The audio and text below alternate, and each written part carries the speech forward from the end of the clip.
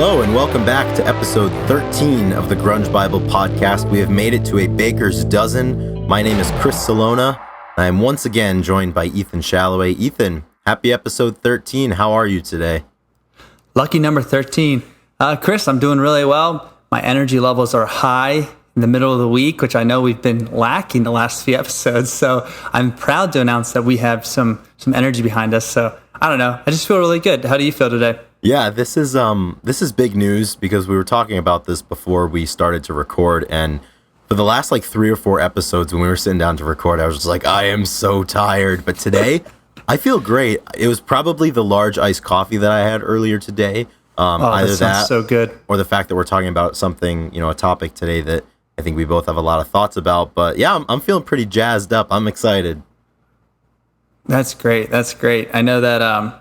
I know you got back into your powerlifting and your lifting, so you're probably feeling a little stronger than when you've been running all those miles, right? Yeah, it's the duality of man, as they say. There's something about that. Yeah, man. It's always exciting to kind of get back to something like that and just getting the energy going. I've been listening to a lot of Soundgarden in the weight room, as you do. So we're excited about that. Sweet. So what do we have on deck for today? Yeah. Today we're going to discuss Into the Wild, the movie, the story, and Eddie Vedder's soundtrack. And this is one, if you're a Pearl Jam fan, undoubtedly you know of the soundtrack. You know all of the songs off of it, or at least you've heard them. And if you know the soundtrack, you've probably, maybe read the book or watched the movie at least. And this is one I think that, a lot of people have opinions on, and it's always an interesting one to discuss, about getting away from the material world and, seeking out what it means, on a root cause to be a human and to be alive and how to live to the fullest potential. And yeah, I'm excited to kind of talk about this one. I know, Ethan, we go back a ways with this movie in terms of, watching it and discussing our thoughts and everything. And yeah, I'm excited to talk about this one today. Yeah, it's going to be jam-packed. I think it's going to be very philosophic. So we enjoy talking about topics like these, which I think a lot of people do that are deeply connected to music. I think there's a lot of philosophy in that. So it'll be pretty cool to discuss some of the intertwinings of, or however you want to say, intertwined themes and whatnot between our lives and stories and music. So yeah, it's going to be great.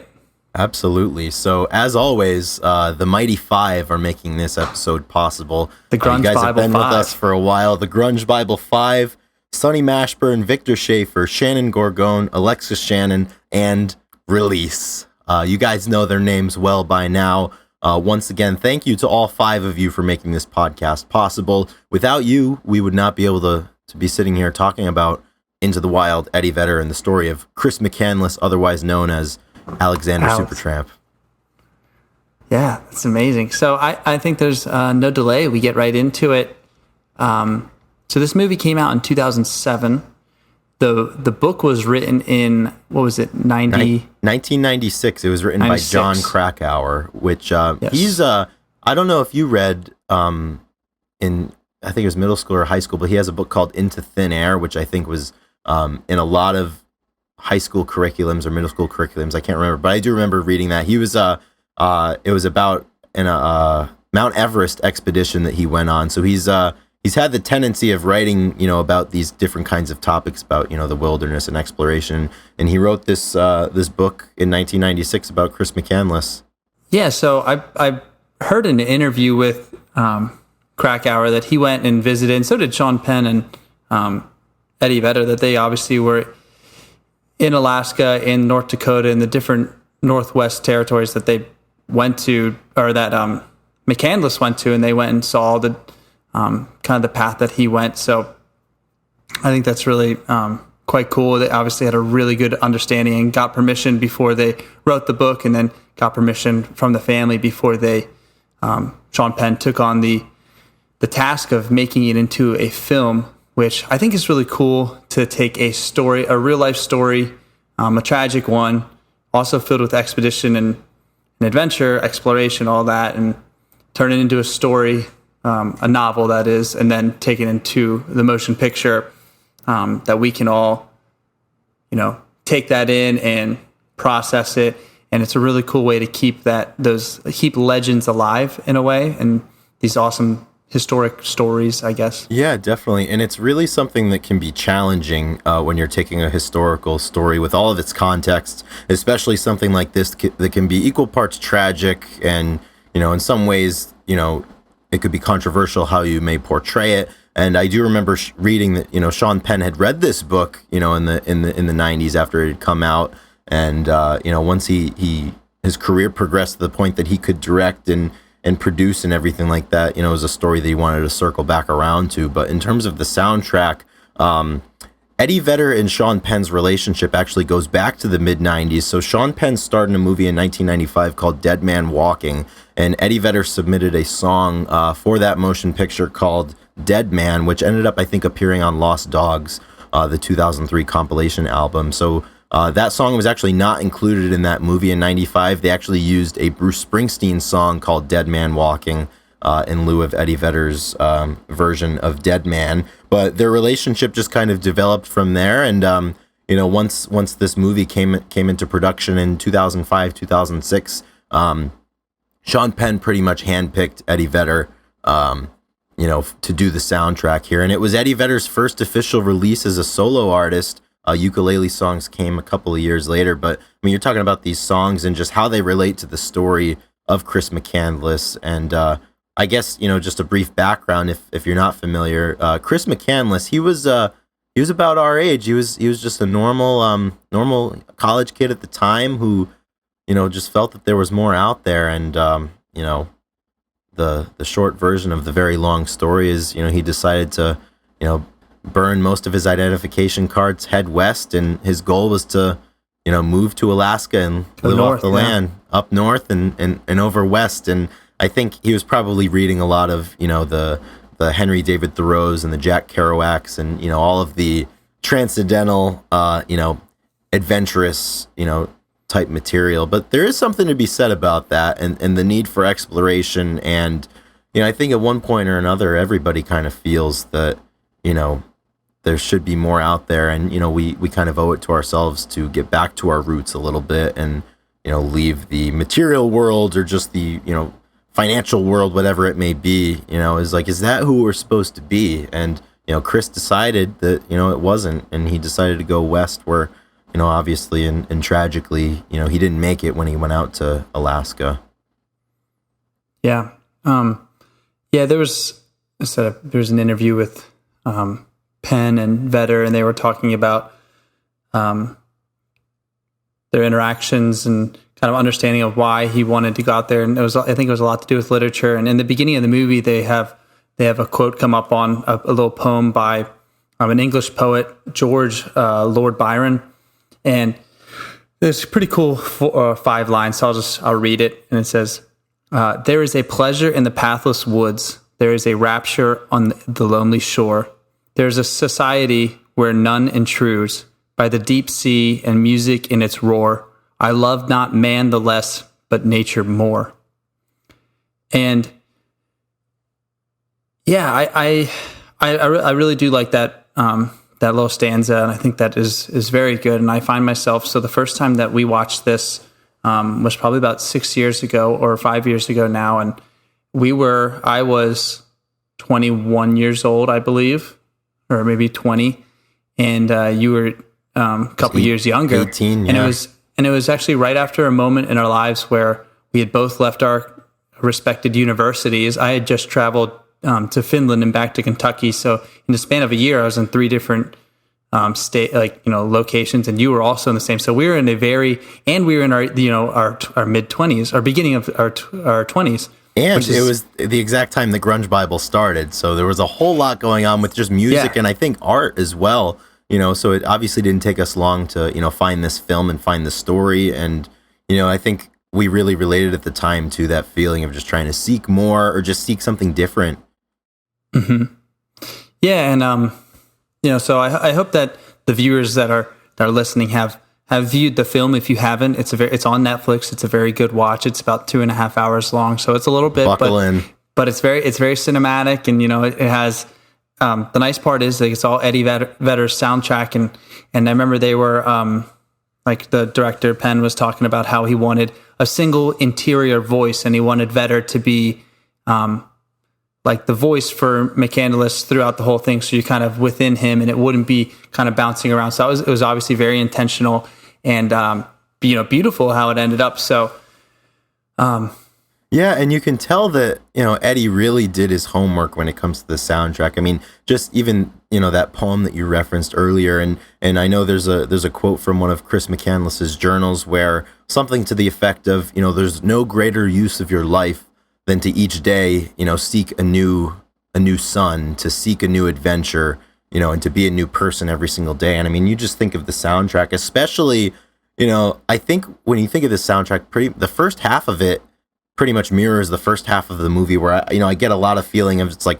this triumphant traveling and this excursion to new areas and to renew your human spirit. And it really does a great job of following the story as he's this enlightened individual going out to really find out who he is and what the world is, and as things progress and he falls on hard times, if he's struggling eventually, and when the weather hits, the soundtrack really does a great job of mirroring that. And I think exactly like what you said, capturing the spirit of everything that's going on, of that exploration. Yeah. And of it's funny, uncertainty, depending on your frame of mind and depending on why you were pushed into that uncertainty, it can have a lot of different feelings for you. So for example, I think that's very evident in this movie where that uncertainty is so exciting at the beginning of the film and at the beginning of the soundtrack, where it's like, hey, I don't know what tomorrow is going to bring. I don't know where I'm going to lay my head. I don't know how I'm going to eat, but that's so exciting. I don't know who I'm going to meet, or if I'm going to meet anyone,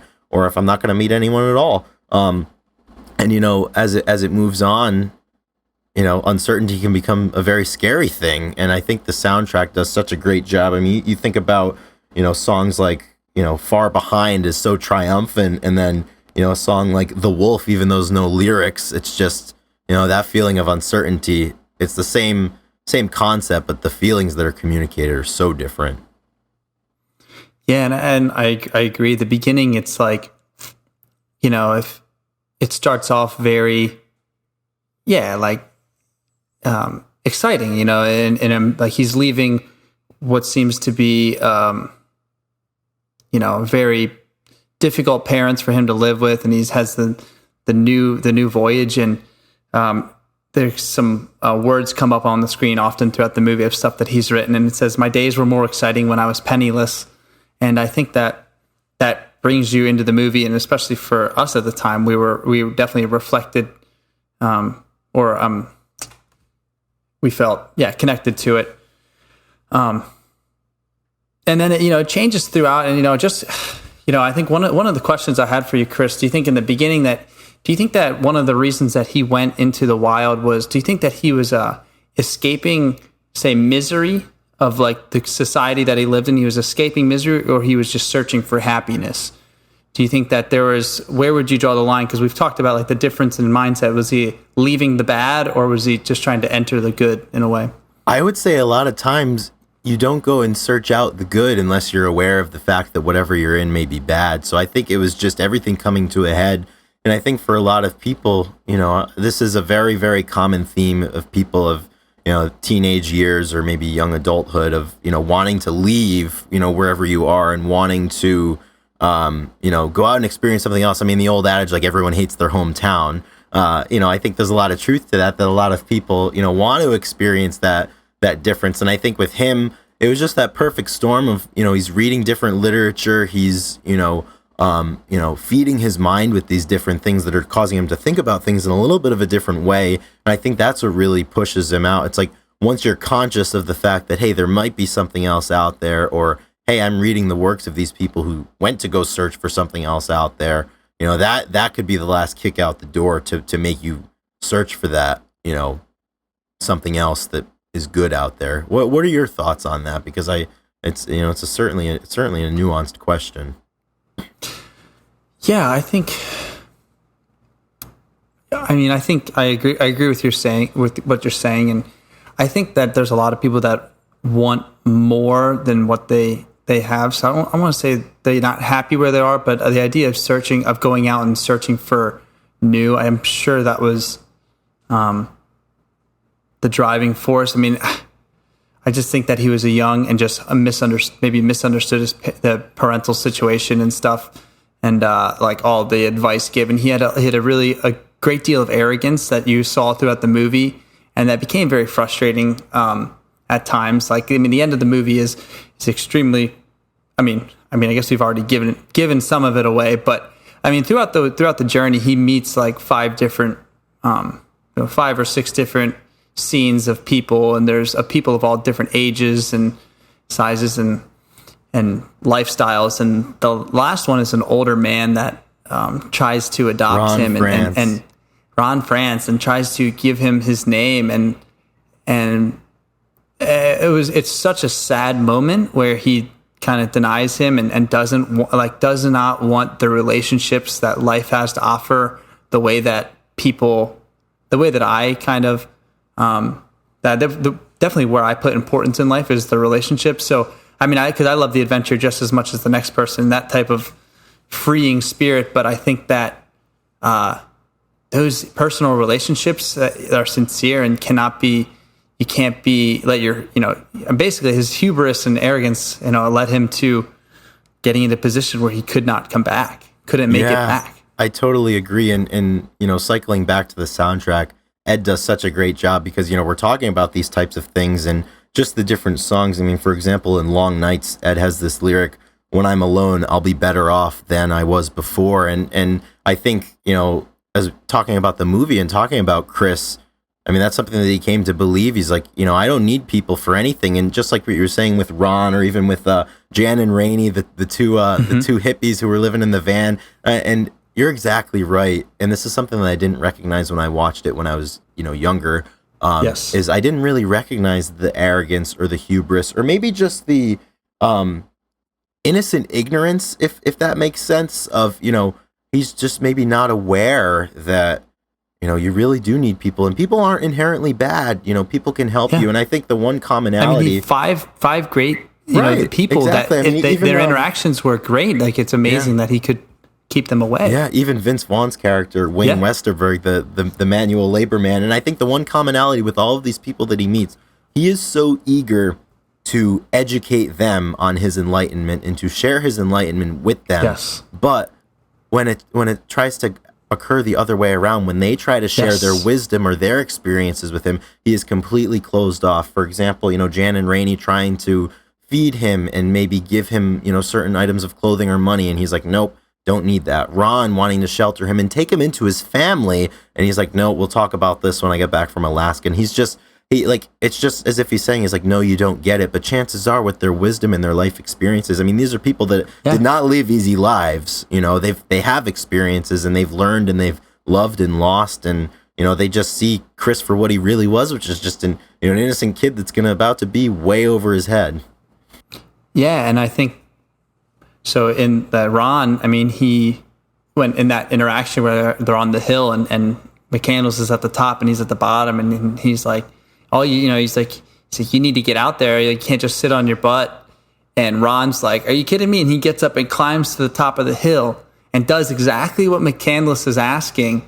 And like, it's this great moment. And then like, when he asks him to just carry my name for me when you go on this trip, he's dropping him off and allowing him to go. He's like, just carry my name. And he wouldn't do that. And that's like he was 23, I believe. That was like, I don't know how long, or 24. He was 23 at the time. Yeah, 23 when he left. So I think that goes to the young, the arrogance involved. And I think that I'm not that much older than that, but looking back, I know that I have similar traits, and I've been in that, that position where you think you know best. And, I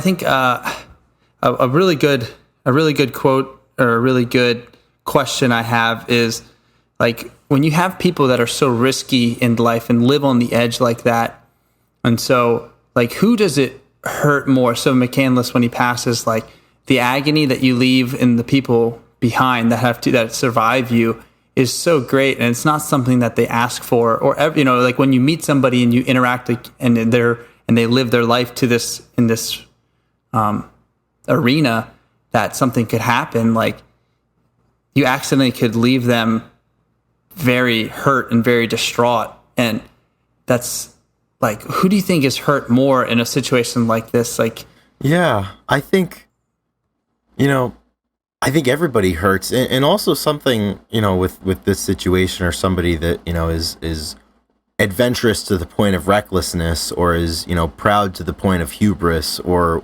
whatever you may have. I don't think it's really their fault, because I think that's kind of human nature. I think, I think everybody goes through phases of it, adventurousness, recklessness, exploration. I think there's just different, extremities of that, whereas somebody may be inclined to take it a little bit further, whereas, that inner calling that Chris had to go out there, is a lot stronger than what, you or I may have had, where it's like, wow, there really is more out there. We didn't burn our Social Security cards, burn all of our money, and, take our car and head west. You explore it in different ways. I just think that's what's really changed for me about, the viewing of this film, of this story, of this book, and even of this soundtrack, is it's become just a tragic story for me.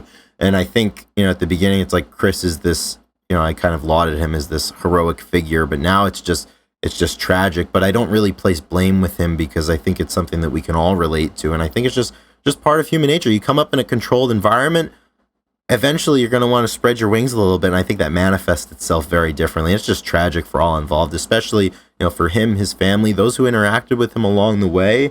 One of the lyrics, one of the more popular songs on the soundtrack is Society.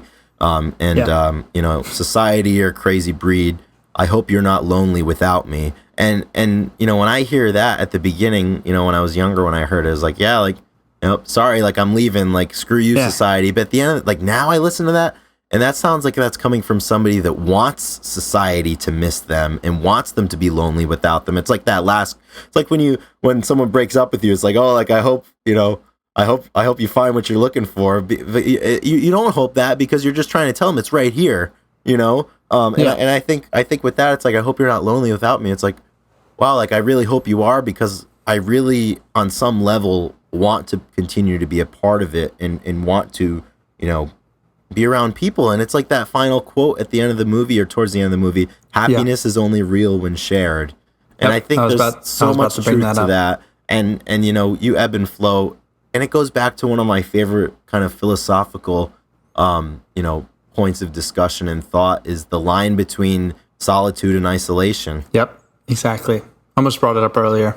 Yeah, I mean, I know we've had a lot of conversations over the years about that, and the same situation can bring feelings of solitude, or it can bring feelings of isolation. And for me, that's what this story is about. It's, you search solitude, and when hard times hit, it becomes isolation. And I think, going back to the people that he met, I think McCandless needed them more than he would ever let on.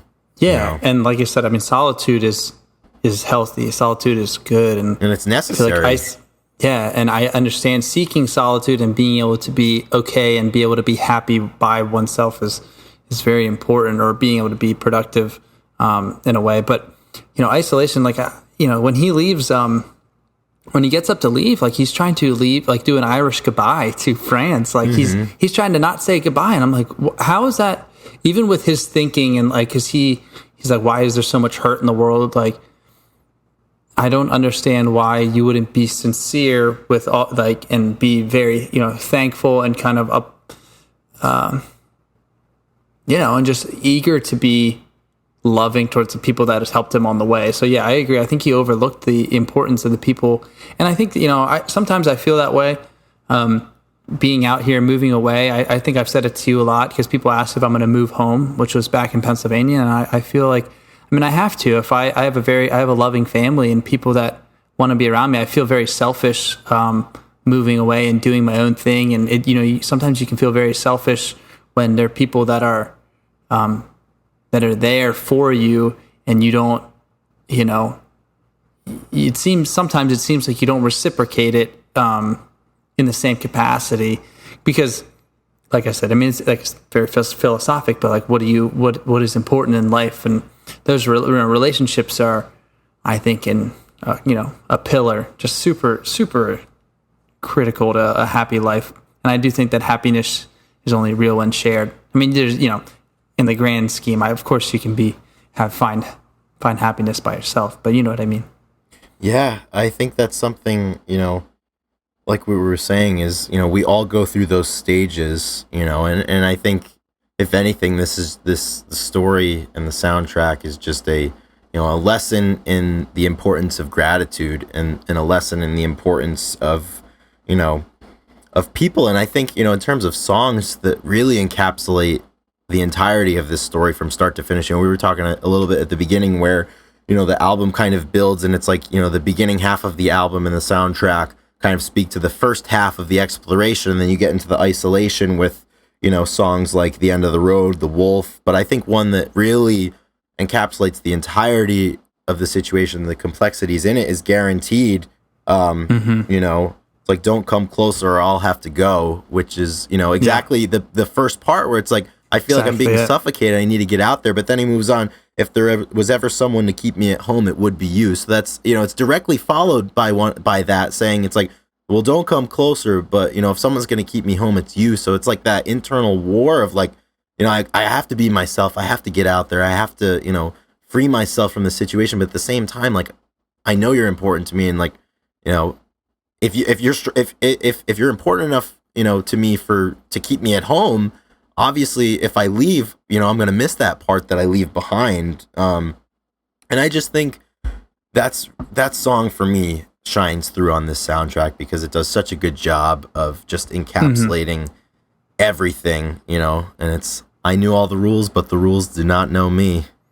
Yeah. That's a really good lyric. Don't come closer or I'll have to go. And that's exactly, it almost like, and you kind of interact with people like that through life where it's almost like when you're getting too close and you're getting too connected that they're like, all right, time to go. Like I can't be invested like this because I mean, it's just a paradox, another line from that song. They think of me in my wandering, but I'm never what they thought. It's like, they're two completely different reasons where if you were to ask me why I'm wandering or you were to ask someone close to me, why is he wandering? They'll give you two different reasons that are probably at opposite ends of the spectrum. And I think that's why this story has been so fascinating to me, and why I've enjoyed the soundtrack so much is because it's a perfect encapsulation of that paradox. And I think as I've gotten older and I think about different things. I mean, paradoxes are everywhere, and some of the most fascinating things for me to think about how based off of your perception, the same situation can be interpreted in two completely different manners.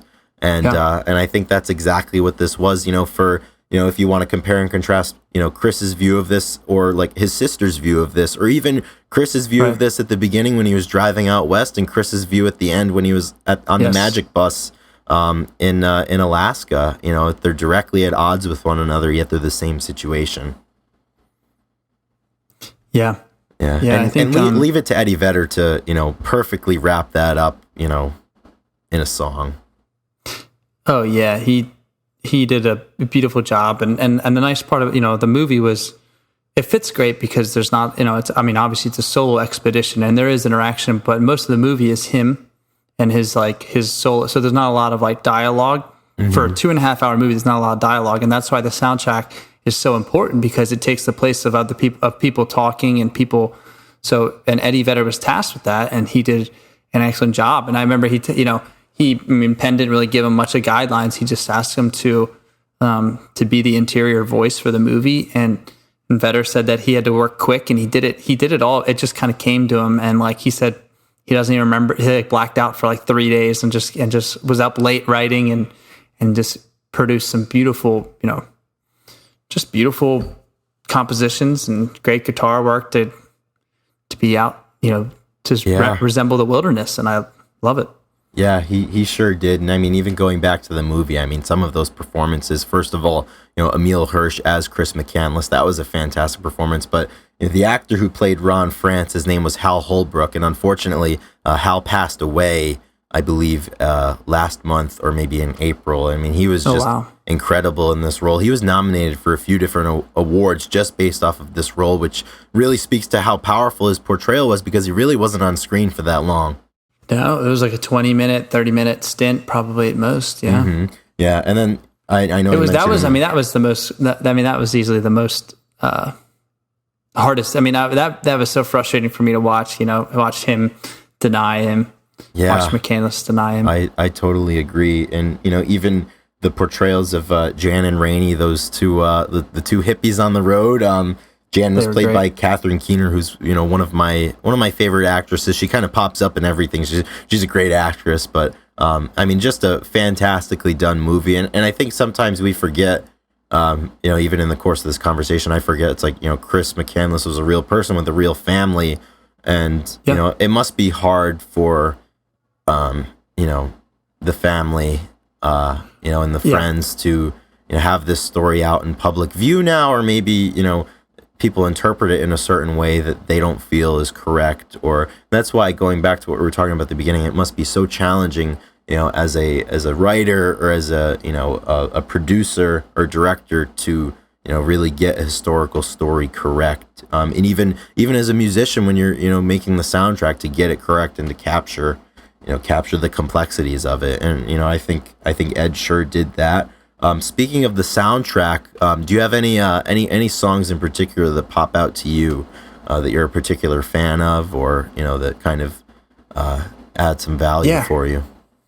I mean, Guarantee is a great one, and I really do like Society. But I think that the one that we really love, and I just think is just one of those quintessential soundtrack songs, is going to be Hard Sun. Yeah, and I've got some fun facts about Hard Sun. I didn't learn this until a good bit later after hearing Eddie Vedder's version. It's actually a cover. So it was originally written and it was originally released by Gordon Peterson, who's, I believe, a Canadian artist who released this under the name Indio, and it came out in 1989. And a fun fact about the song is that in 2009, Mr. Peterson sued Eddie Vedder over this song because I believe in court, Peterson contended that the song was a poem, and because Eddie Vedder changed some of the words of the song, the poem,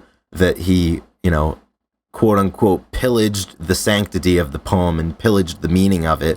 I don't know what happened in that lawsuit, but I've listened to both versions. I'm very biased, but for me, Eddie Vedder's is the quintessential version. I don't think that's a surprise, but I mean, yeah, that song it's for me. It's just the big, the drum.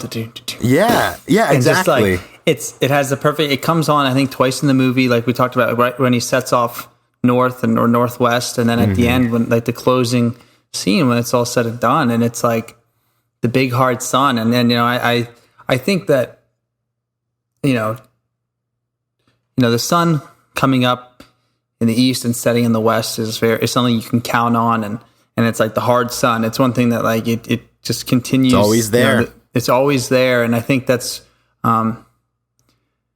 it's a theme within the movie. Like him leaving society and being his own thing, and at the end of it, it's a small story that we've all kind of been experienced. Then there's a bigger plot. There's a bigger plot that I think the hard sun exactly the lyrics. Do you have the lyrics up? I think I do. When I walk beside her, I am the better man. When I look to leave her, I always stagger back again. I mean, it's just the opening lyrics, and it's just great. It's like when you think you know better, and then you come back to something, and and that's something what you were just saying earlier about how it's a certainty. The sun is always going to rise, it's going to set, and it'll be here the next morning, and it's just a constant. And in this story, nature and the wilderness is a constant, and yes. Regardless of what happens to us, I mean, we are absolutely infinitesimal when it comes to comparing, us with nature. And, you talk about this story, this heroic trip to Alaska, and, the triumphs along the way and the tragedies and the ultimate death. It's like, at the end of the day, nature is still there. Nature doesn't know that we were there. Nature's not going to know that we're gone. And that ties in for me exactly with the song towards the end of the album, End of the Road, which is one of my favorites. I think there's only one or two verses on that, but it's like, it all begins at the end of the road, we come and go. It's like, we're coming and going all the time, but there's some things that are constant and some things that are unchanged. And, nature is unchanged. And I also think something that's unchanged is humanity's desire to, free themselves and go out and explore. But yeah, Hard Sun's a perfect song for that. It's like, it's always there, beating on the big people in the big hard world. Yeah. I think going back to I think there's a good quote from McCandless's dad, and that I think kind of comes back, and there's a transformation that's really important that shows up at the end of the story, where McCandless there's a realization and there's an understanding, not that he was wrong, but that maybe he didn't put the value that he needed into certain things. But I think that, like, going with the society, like, I hope you're not lonely without me. His dad said that, McCandless, he didn't want to burn down the building. He just dismissed it, and he wasn't trying to change things. He just didn't separate himself and be away from it. And, and I think that's an important distinction. And like in his journey, that it was not trying to, of course he shared his opinions, but he was really just trying to have his own way and try and move.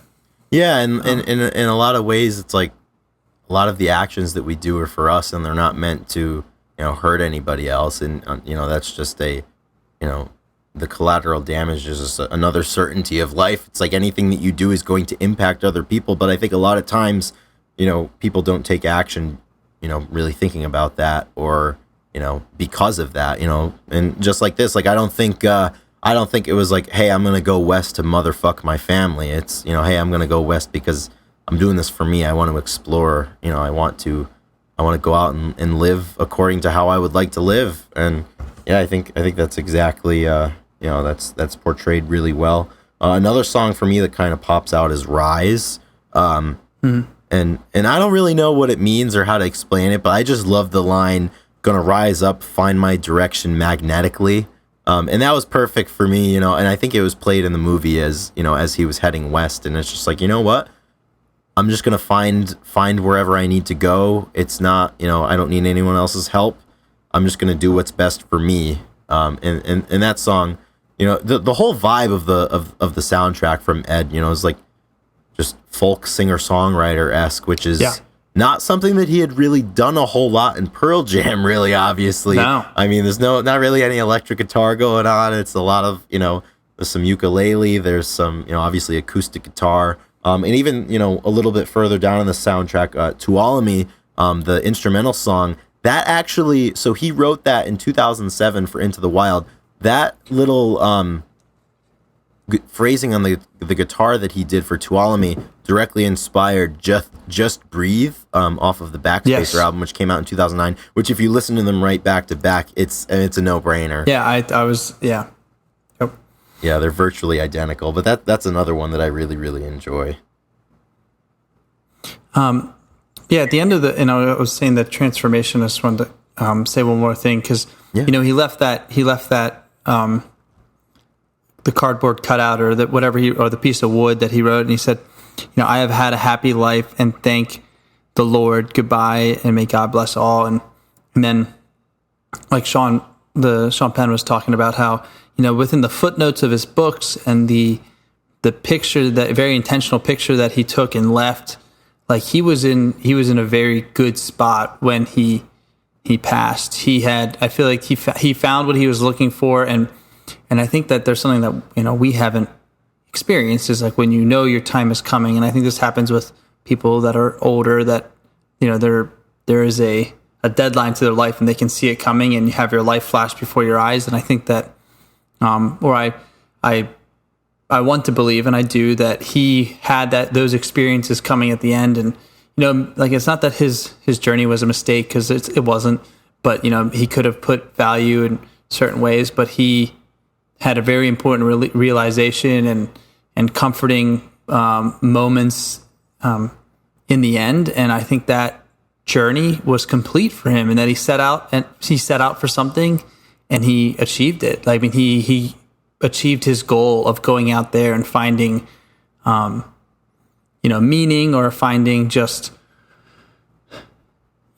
really forcing him to understand what is the most important. Yeah. And all the learnings. And I think that, maybe he was blocked off a few times when it was like really going well, but it's pretty real at the end. So I like to think that he achieved what he was looking for. Yeah, and the weird thing to think about is, how tragic it was for him, and, the fact that was the end for him. But, in terms of, I think the word legacy gets thrown around a lot, but he really does leave a legacy in the sense that, we're talking about it right now. I don't even know how much the film grossed, how many copies of the book were sold, the soundtrack, etc. There's a lot of people who are aware of this now, and maybe, through, these different pieces of media have maybe learned themselves or, thought themselves, about these different concepts that we were talking about. And, I think that's always a really valuable thing is, if you can learn from different experiences that other people have had, there's always things to be learned, and, particularly through struggle and, unfortunately through tragedy. I think there's always things to learn, and certainly this movie, this book, this soundtrack, this story have been very thought-provoking for me, ever since I was first cognizant of them. Yeah, it's a great one. It's on Netflix if you think, you haven't watched it. Yeah. So do you think that Eddie Vedder, would you say that he was the best person to write this album? Could you see anybody else possibly doing this? Or, why do you think why was he so good for it? Because it feels like it was always meant to be. It was perfect. Is there anybody you can think of or any thoughts on that? Well, he was perfect for it because he was Eddie Vedder, and Eddie Vedder, it's very hard for him to do a bad job at anything. I'm sure there could have been other people to do it. There's a lot of really, really great voices, not in terms of singing, but voices in terms of, just people and their ability to portray things. There's a lot of great voices out there. I'm sure somebody else would have been able to do it, but it's special to me because it's Eddie Vedder, and I'm a big fan of his. But just the way that he was able to kind of insert himself into the story, and really kind of go to a place probably where he could feel those emotions. What are your thoughts? Are you pissed off that Eddie Vedder did it, or? No, not at all. Eddie did. It's just perfect. It makes so much sense. It just makes so much sense. I will say, I don't think it's something that he could have done in 1992, for example. That's a good point. Yeah. I think as you get older, and I've heard songwriters say that before, where they've done a version of someone else's song, and they've been like, what? When I was first starting out, I don't think I had the perspective, life perspective to sing this song. So I think that's something. I think he has obviously a very unique journey in all that he's done, and I think that came out it's not this, it's not the same journey as McCandless, but it has a lot of the same, awakenings and realizations, I'm sure. And leaving and kind of relying on yourself. Yeah. A lot of times. I would say, I always, it's kind of fun to think about it's always like, you ever hear those stories of like, Chris Farley was actually interviewed for, I don't know, there's like a few, like one of the Adam Sandler plots, or I don't know, there's like a bunch of actors that always, interview for the position that don't get it. And you're like, how could that be? Yeah, it's like, that wouldn't make any sense. Yeah. Yeah, I think it was like in The Office, like all the people that interviewed for Jim, and there's some high profile people, and it's like, oh my gosh, like I couldn't even imagine the movie with that person in it. Yeah. So it's always hard, like to look like revisionist like this. Oh, totally. I would love to see. I bet you like Townes Van Zandt could have did an incredible soundtrack, obviously, or like Kurt Weill and John Prine. Oh, 100%. And it's like so funny. We were talking about this exact same thing last week, where we were like, somebody asked us if what Lane Staley would have been like an audio slave, and it's like, it's kind of hard to think about. And you're exactly right. We've all heard those stories of like, this person auditioned for this role, and it's like, I could never see them in that role. Especially like you take. So I think. I'm not exactly sure, but just imagine, say, Christian Bale, like he auditioned for Iron Man. Mm-hmm. Like you can't think of Iron Man without thinking of Robert Downey Jr. There's just no one else that fits that role. Mm-hmm. Or like if you think Johnny Depp was going to be Iron Man, and like, I could see it, but like Robert Downey Jr. is the only person that can be Iron Man. It's like when given the opportunity, the best will always inhabit that role. And I think Eddie Vedder was given the opportunity, and then it became unapologetically his, to the point that we couldn't even fathom someone else doing it. Whereas I'm sure, like, if John Prine or somebody had done it, I'm sure we'd feel the same way. Yeah, right. And it's always funny to think about, because it's like, yeah, we would never know that other reality where we're not biased about it. It is. That's like if Andrew Wood had never passed away and Mother Love Bone became the biggest rock band on the planet, and Bad Radio and Eddie Vedder became this little band that was doing shows, up and down the West Coast. And Kurt never died, and Foo Fighters was never a thing. Right, exactly. Like, you'd never know. Like, you would have been like, I could never imagine the drummer of Nirvana fronting a band and singing and playing guitar. Like, what the hell? It's so funny how, history creates what it does, and it doesn't create what it doesn't create. And it's just, it's that powerful in the emotion that it gives us, that it's impossible to think of things happening another way. Do you believe that everything happens for a reason, Chris? No, I do not believe that everything happens for a reason. You don't? Okay. Do you? I do. Yeah. Okay. Well, I like to, just like we're talking about now, I like to, when things happen, I like to kind of hold on and find comfort that it did happen for a reason. And I always find a silver lining in things. Yeah. I don't believe that things happen for a reason. I think things happen because, people decide things. Because things happen. But I also think, like, the way that I find, hope, because I don't believe everything happens for a reason. I think a lot of things are bullshit, and I don't think there's a lot of bad things that happen that I don't believe you can find a legitimate reason for. But I think the one thing that kind of sustains me is that, okay, not everything will happen for a reason. There's some things that don't happen for any reason, but there's always something you can learn from the things that do happen. So for me, that's the angle that I take towards that conversation. But, yeah, I don't know. I used to believe that everything happens for a reason. I don't know when I stopped, but yeah. I just think that I think too many things are accidental. Yeah, but good and bad, I guess. It's just like, I don't know. It's hard to, I guess it's hard to really formulate a right or wrong answer. Because nobody knows what the why answer do bad things happen to good people is like the hardest question to answer. Mm-hmm. And there's, I guess there's a lot of ways to cut it, but.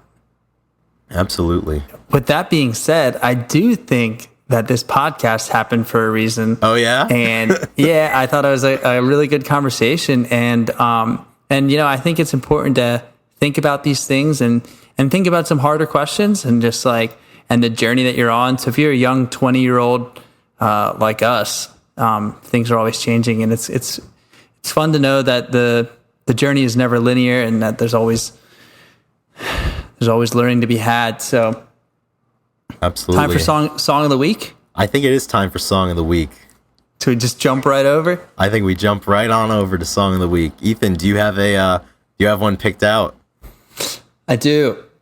I have one. I posted it as a story, and I asked if anybody knew what the hell I was talking about. And it is 3 Little Pigs by Green Jello.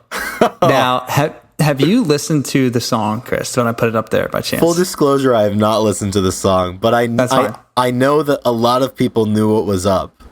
So I was at work one day, and we have this guy that works the machines. He works like the Bobcats and whatnot. But he's like, "You ever heard of Green Jello or Green Jelly?" And I was like, "No, I had no idea." So he showed me, and it's like this comedic. It's a rock band who they first tagged themselves as, when they were like a low level, they tagged themselves as the worst live band ever in order to get Primus-esque of like, hey, we're Primus and we suck. Just wait for the catch. So it's they had the song called 3 Little Pigs, and it's about 3 little pigs went to the market, and it's like a play on, they do a lot of play on like old folk stories, and they make it into like heavy metal, like rock, and it's like really crude. I love this already. It's really crude and like whatnot. And guess who's in the band? It was a 1992 band. So originally they were Green Jello, but they got sued, or they're getting sued. So they changed to Green Jelly with like the 2 dots. So it's pronounced Green Jello, but it's spelled differently. Oh my God. Did the Jello Corporation not like what they were doing, huh? Yes. Oh my apparently. God, those bastards. So the band consists of it's a combination. Let me get the names right. The names of the main guy.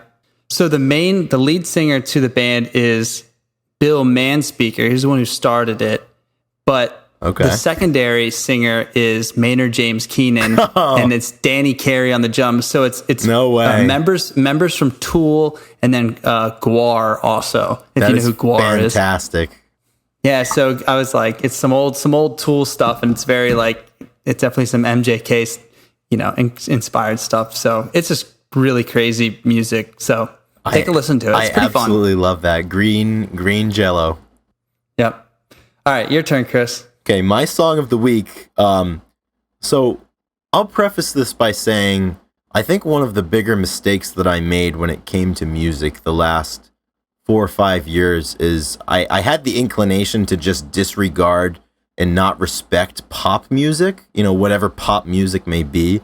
But there's some good stuff out there. And my song of the week right now, for the purists out there, it might ruffle some feathers because it's, a little left of, out of left field from what we normally discuss. But my song of the week is Brutal by Olivia Rodrigo, who, by the way, is a follower of Grunge Bible. So, no way. Yeah, so she just released her first album, Sour, I think like a month ago or so. And I'm not super in tune with the pop world, but my understanding is that it's a really, really big record, and she's gonna like skyrocket to the moon like Dogecoin. So this is the first song off of the album, and it's just, I don't know, I just think it's like a clever song. So basically, it's just about being disenchanted with like your teenage years when everybody else is telling you that's like, hey, like this is gonna be really exciting, and it's just like, you know what, like this isn't all it's cracked up to be. It's pretty brutal. It sucks. My favorite line in the song is like, I'm not cool and I'm not smart and I can't even parallel park. And like, it's not anything exciting. I think it's just clever and it's a good beat. It's the wild. It's really easy to listen to, and I just thought it was funny. But I liked the album, and definitely as I've gotten, the last couple of months, I've certainly paid more attention to pop music. And I've listened to more of it, and I think it is certified good music. So that is my song of the week. I never knew that an 18-year-old pop star would be discussed on Grunge Bible, but here we are. Hey man, that's okay. I remember hearing Driver's License like right when it came out before it exploded. Yeah, and just you intrinsically like, oh yeah, this is gonna blow up. This is really talented. Good. It factor, like she has it. Yeah, to be successful. Yeah, I mean, and that's a well composed song. So I'm sure that this song is also going to be really well. So I'll give it a listen. Oh, yeah, I can't wait. I enjoy it. I mean, I enjoyed the album from top to bottom. I think a lot of times people discount pop artists for a few reasons. One, they can discount them because it's pop. Number two, they can discount them because they might be young. And I think a lot of times people discount them because it might be coming from a woman. So I think, that's the trifecta going on right here. And a lot of people are like, oh, like that sucks. There's nothing to it. But I don't know. I mean, you can find value in anything. And I am a fan. So mark it down in the record books. That's my song of the week, and I enjoy it. And she's a fan of us. And she's a fan of us. So see, it's mutual there. Mutual understanding. Mutual. It is completely mutual. And we're definitely as famous as she is. Yeah, we'll tag her when I'll put on our story, and we'll tag her. Maybe she'll see it, right? Maybe she'll be a guest for episode 14. We can talk about Audio Slave with her or something. That'd be incredible. Absolutely. She'd be like, who is that? Yeah, it's like, who the hell is going on here? But I think that just about does it for this episode. It was a lot of fun talking Into the Wild, Eddie Vedder.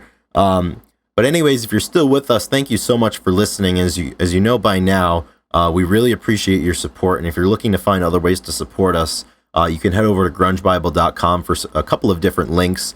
First and foremost, our Patreon page is linked there. That's the most direct way to support us. Additionally, we have merchandise for sale, which can also be found via links on Grunge Bible. And if you're listening to this, whatever streaming platform you are streaming us on, it would be fantastic if you could like that, subscribe, follow, whatever the correct terminology is for that platform. Go and do that. That would be awesome. We would really appreciate that. It helps us out a bunch. And yeah, we're just so thankful that you guys are listening to us. Episode 13 is coming to a close. It's no accident. We've got the hang of this now, and we're gonna keep on churning them out as long as you guys keep enjoying them. Yeah, thanks again. Keep us playing in your ears. We'll do our best to keep giving you good content. If you guys have any suggestions, we're always welcome. This episode was a fan request. We got a good email, and somebody said, I would love for you to talk about this movie and album. And I said, that's a way better idea than what I've come up with. So I was like, hell yeah. I was like, not a problem. So yeah, shoot us over an email with some ideas, and we'll get to them. And Chris, great job. That was awesome. Yeah, it was thanks a lot of fun listening, sitting everybody. down with you today. Yeah, thanks for listening. Thanks for checking us out, and we will talk to you guys next week on episode 14. All right, baby. Rock and roll. Thank you. Rock and roll. Take care, everybody. We'll see you later.